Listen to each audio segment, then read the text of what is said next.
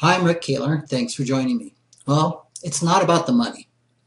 This saying has become almost cliché amongst forward-thinking financial planners and therapists who help clients address the emotional aspects of the relationship with money.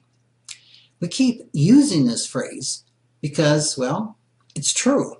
Overspending, taking unreasonable risks with your money or portfolio, money conflicts that strain marriages, failing to learn from your money mistakes, and just a host of other problems really are not about the money. They're about emotions. And since brain researchers tell us that 90% of all decisions are made emotionally, that is in the limbic system, the middle brain, it literally pays to pay attention to your emotions. Because money affects so many aspects of our lives, it's only natural that destructive behavior around money is one of the ways that people try to cope with emotional pain. Money dysfunction is really no different from other destructive behaviors like addictions or codependency. Like them, it can have high physical, emotional, relationship, and financial costs.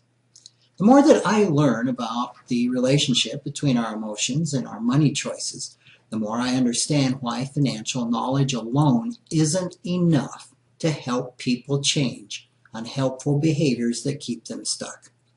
I'm convinced of the value of financial therapy and other forms of counseling to help people create financial and emotional balance in their lives. It's clear to me that psychotherapy offers clear financial benefits as well as emotional ones. A new book by Dave Jetson, which is called Finding Emotional Freedom, Access the Truth Your Brain Already Knows, addresses these issues in one of the more clear and succinct manners that I've encountered.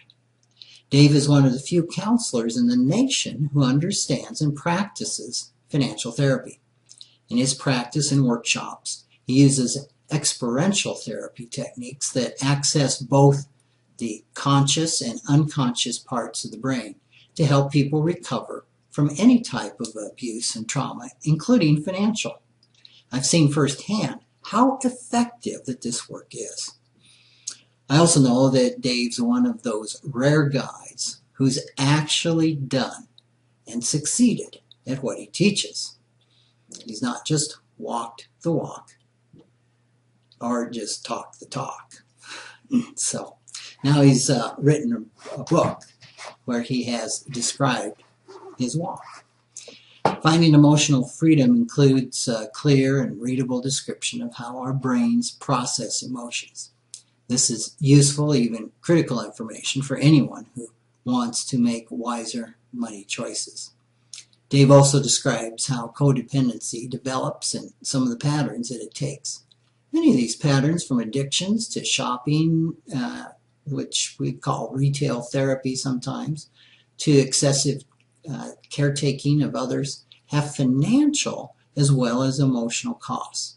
And even though Dave offers financial therapy and has created a workshop on financial recovery, he doesn't specifically address financial codependency in this book.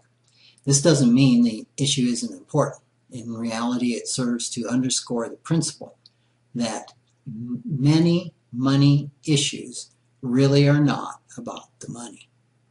Finally, this book explains how experiential therapy works and the deep changes it can make.